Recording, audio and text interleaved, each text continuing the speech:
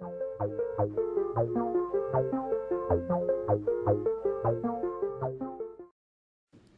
may know that in the European Parliament you're given exactly 1 minute to make your speech.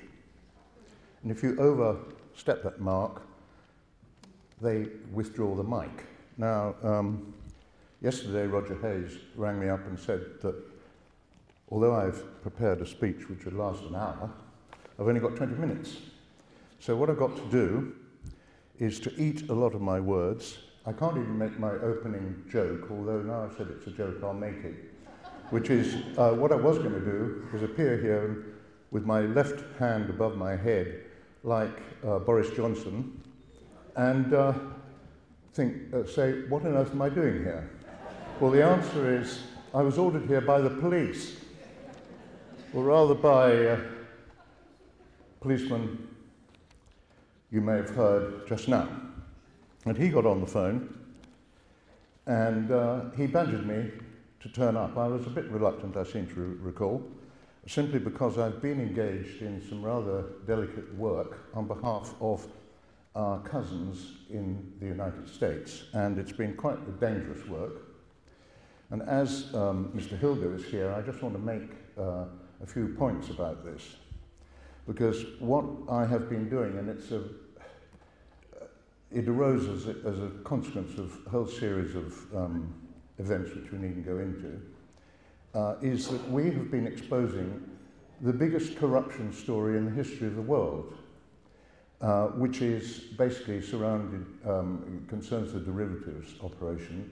All derivatives are fraudulent finance activities, and as a direct result of this activity, which you can see displayed on my website, which is www.worldreports.org. Sorry to plug it, but I have to. The United States moved this week onto the Basel II norms, which means that all off-balance sheet transactions are illegal, and which means that the entire derivatives sector is worth zilch.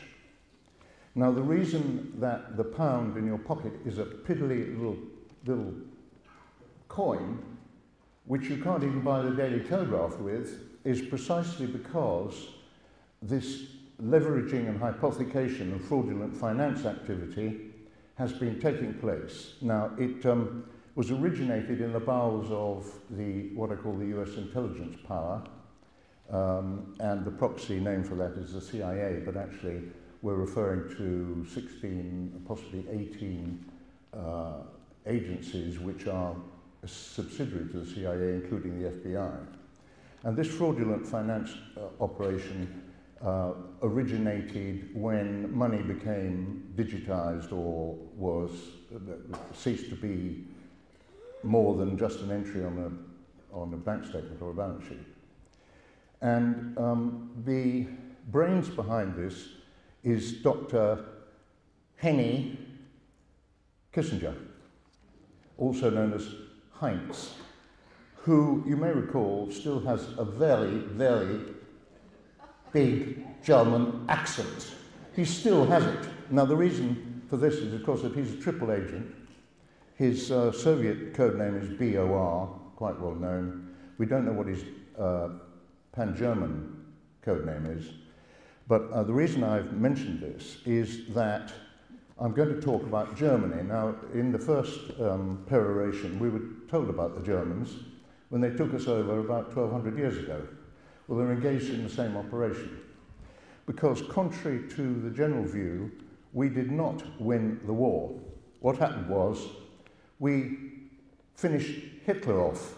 We personalized the war, so we thought that when Hitler ceased to exist, ostensibly, I don't believe these stories about the fact that he survived the bunker, that's nonsense.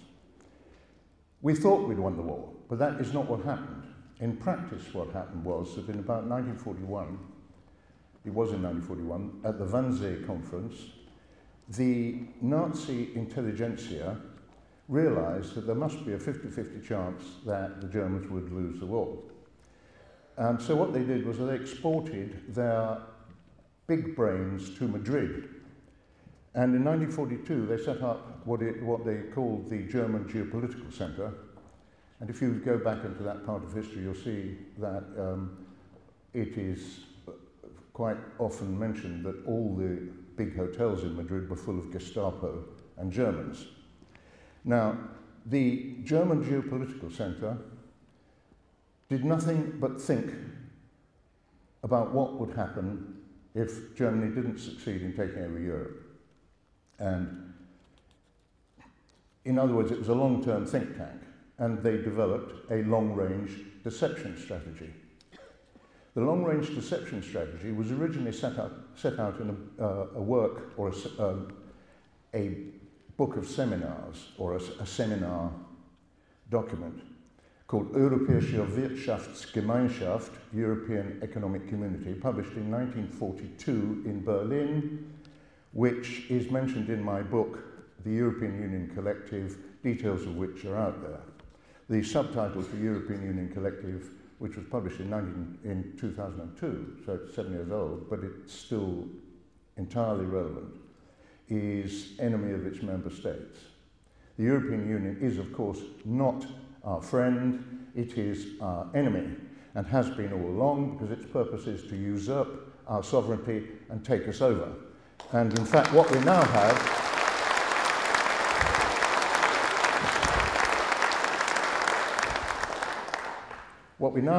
in fact, is a rubber stamp parliament, which, as you know, I think about 82% of stuff that comes into the House of Commons originates in Brussels.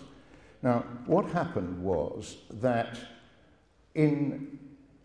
under Heath, we handed over general powers to an unelected group in Brussels, which is a self-perpetuating situation. And the real problem with this enemy of ours is that it is on autopilot. In fact, I bought the wrong newspaper this morning, but if you do happen to pick up a copy of the Guardian, you'll see this ghastly picture in the middle where all these creeps are sort of embracing each other. They love it. They can't, you know, it's a big club. They're very happy with each other. And of course, Blair's got a major problem, because although the previous speaker mentioned his candidacy as President of the European Union, in fact, you will have seen in the paper yesterday that his campaign peaked too early. Now, the reason it peaked too early is connected with the developments in the United States, because this week, and I will not go on about this because it's not the subject, but this week, the United States did switch to the Basel II basis, which precludes all this criminal finance. Now, I'm going to say something which is not publicized.